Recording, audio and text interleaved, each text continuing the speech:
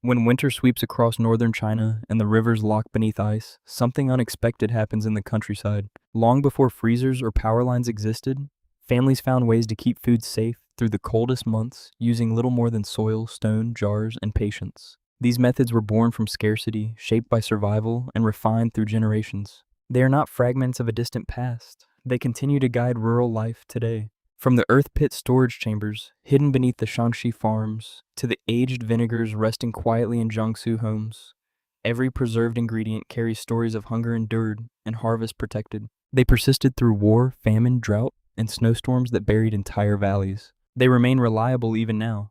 So how did communities guard their food for years without help from modern machines? What knowledge rests inside old clay jars, buried pits, and fermenting crocks that still hold their strength today? Stay with me because by the end of this video, you will see preservation not as technology, but as tradition. This is how the Chinese store food for 20 years without refrigeration. In the countryside of Shanxi and Hebei, winter arrives like a heavy curtain. Fields turn rigid, wells freeze.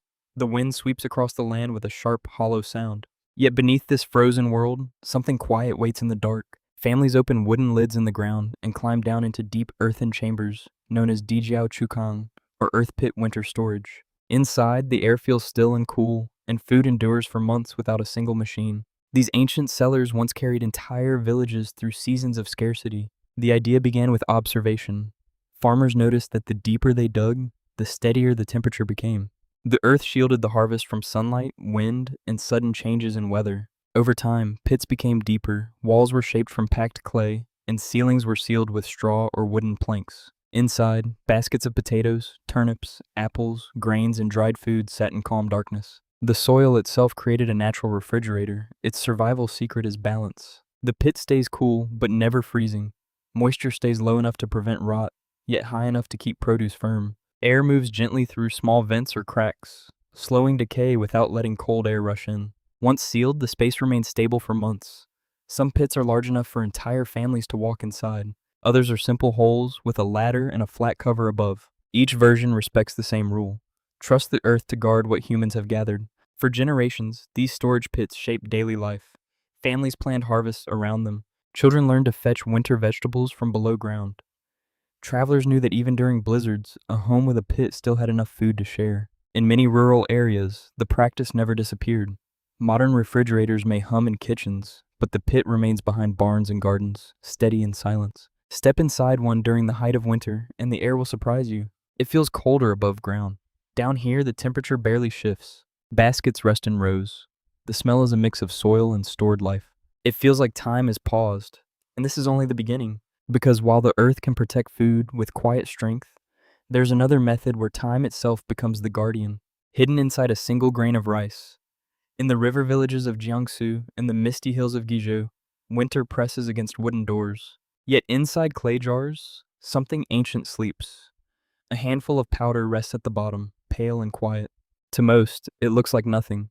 But to the families who guard it, this little mixture is a living memory. It is Juku Lao Zhao, the dormant rice ferment starter that can outlast decades. Its story reaches back to the earliest brewers of China. When rice wine was first made, people learned that fermentation did not depend on luck. It depended on a stable starter.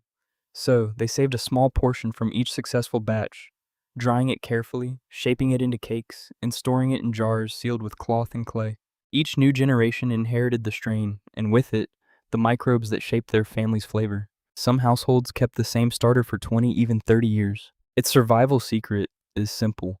When the ferment starter fully dries, its microbial life slows to a near halt. Without moisture, the molds and yeasts enter a long sleep. As long as the jar stays dry, cool, and dark, the starter barely changes. It can survive journeys across mountains, seasons of drought, and months of waiting. When fresh steamed rice is added, the starter wakes. It releases a warmth that rises gently from the grain, beginning the slow transformation into wine or vinegar. For many families, juk lao zhao is more than an ingredient. It is a heritage that passes through hands as quietly as prayer. Grandmothers keep jars tucked beside the hearth.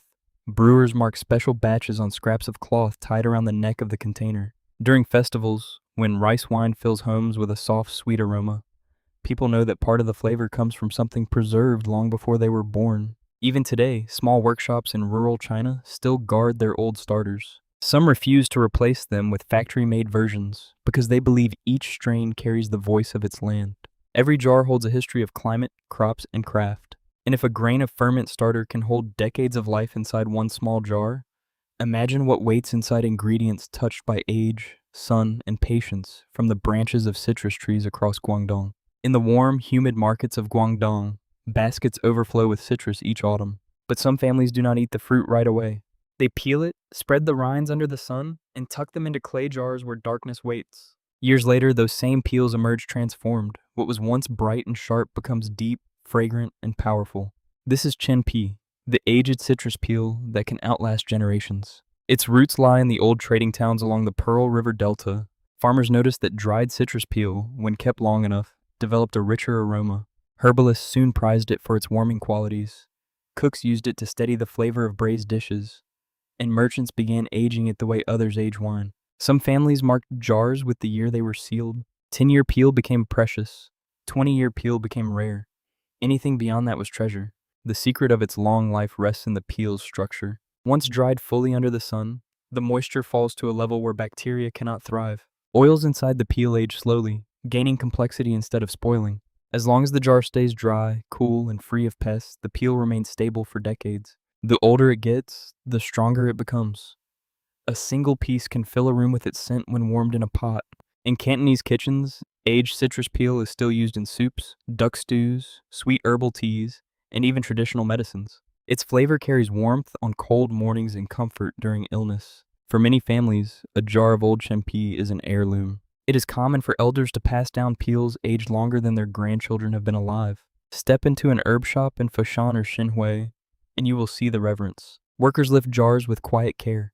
Customers ask about the year of aging the way one asks about the vintage of fine tea. Each peel holds a story of sunlight, time, and patience. And if citrus peel can survive decades in darkness, imagine what happens when soybeans and broad beans meet salt, clay, and slow fermentation inside sealed crocks. In the narrow alleys of Guangxi and the misty kitchens of Jiangxi, jars sit quietly on wooden shelves. Their lids are sealed with paper and twine. Inside them rests something soft, pale, and fragrant. It looks simple, almost fragile, yet it carries strength that can last for years. This is furu, fermented tofu, one of China's oldest ways of turning a perishable food into something nearly timeless. The story begins with necessity. Tofu was abundant, nutritious, and delicate. It spoiled easily in heat. Long ago, cooks learned that pressing tofu into small cubes and drying the surface allowed it to hold shape. They coated each piece with a native mold that appeared naturally in warm, clean rooms. Once the mold bloomed, they rinsed the cubes, seasoned them with salt and spices, and submerged them in jars filled with rice wine, oil, or brine. With the jar sealed, the tofu changed slowly. Days turned into weeks. The cubes softened, absorbed flavor, and developed a creamy texture and a deep aroma. The secret behind its longevity lies in the brine and the fermentation itself. Salt halts harmful bacteria. The mold already changed the tofu's chemistry, making it more resistant to spoilage. Wine or oil forms a barrier that keeps out air. Once sealed in a stable environment, the tofu can remain safe for years. Some jars rest untouched until a special meal. Others are opened quickly because families enjoy the taste daily. Across southern China, furu has many forms. In Hunan, it is fiery and red. In Guangxi, it is mild and white. In Shanghai, it has a sweetness that melts on warm rice. The flavor is not only food, it is memory. It reminds people of breakfast shared before school, of congee steaming on winter mornings, of grandparents scooping out a single piece with great care. Walk through a rural market and you'll find vendors selling glass jars filled with golden or crimson cubes. They speak of their recipe as if guarding a story. Some claim their family has kept the same starter for decades. Others say their jars survive floods and storms without losing quality. Place a bit on your tongue and warmth spreads slowly. The flavor lingers. It feels older than its ingredients, shaped by time itself. And if tofu can survive for years through careful fermentation, imagine what happens when soybeans and broad beans rest beneath layers of salt inside ancient clay crocks. In the mountain basins of Sichuan, in the misty ridges of Yunnan, mornings begin with the smell of sun-warmed clay. Tall jars sit on rooftops and balconies, their surfaces marked by years of weather. Inside them rests a mixture of beans, chili, salt, and time itself. This is the slow craft that produces dubanjiang and daoshi, two of the oldest flavors in Chinese kitchens. Their roots reach back to households that live far from markets. When fresh vegetables vanished in winter, preserved beans kept meals full and steady. Families boiled broad beans or soybeans, mixed them with a coarse salt, and spread them to dry under sharp sunlight. Once the skins tightened and the color deepened, the beans were placed into clay crocks. Lids stayed slightly open so the air could move freely. From that point on, the jars were left to the rhythm of the weather. Nothing here happens quickly. Heat from the day pushes the beans to break down. Cool nights slow the process again. Salt plays guard, watching over the mixture so harmful microbes cannot grow. Small bubbles appear at the edges. The aroma grows stronger. Some jars sit for months, others for years. Each day adds a small shift in flavor. Farmers in Pixian became well known for their red doubanjiang, made with local chilies that dry in the wind like ribbons. Guizhou families prize their dark douchi, small fermented beans that lend depth to steamed fish and stir-fried green. Every region works with what it has. Some use stronger sun. Some rely on cooler air. Weather shapes the taste as much as the ingredients do. A crock of fermented paste can last through long winters, as long as it is kept clean and sealed. A thin white bloom may appear on the surface, soft and harmless. It is brushed aside before cooking. In old villages, people sample their jars before the new year to decide which batch has aged best. Some jars become favorites and are saved for special meals. The pastes sit quietly in their clay homes, turning day by day into something richer. And while they deepen under the sun, another tradition waits nearby, resting in sharp brine that keeps vegetables crisp long after the harvest ends. In the misty hills of Chongqing and the cool valleys of Sichuan, tall clay jars sit in quiet corners of old kitchens. Their round shoulders are stained by years of salt and steam. A small stone covers each mouth. If you lift the lid, a sour fragrance rises sharp and fresh like rain hitting warm soil. Inside, cabbage rests beneath a deep green brine. This is Laotan suansai, the old jar pickled vegetable that kept families fed long before anyone owned a refrigerator. The method began with a simple need. Winters in the southwest can be long and damp. Fresh greens spoil easily.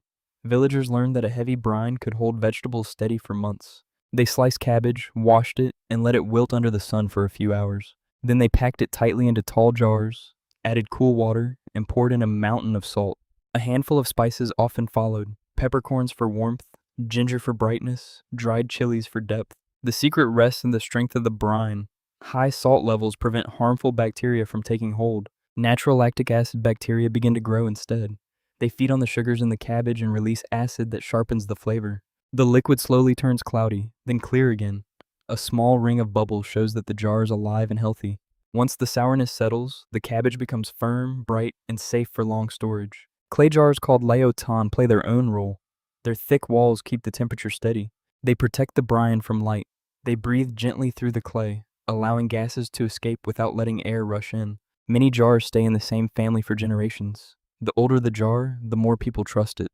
In the kitchens of Chongqing hot pot shops, cooks pull out long strands of this pickled cabbage and chop them quickly. The sour hit cuts through the heat of chili oil. In small mountain towns, families simmer swansai with pork, fish, or noodles. Children grow up knowing the taste is the flavor of winter itself. A well-made jar of laotan swansai can last for years. And once you see how vegetables survive in salt and acid, you begin to understand how some foods need no water at all, only their own juices rising slowly inside a sealed jar.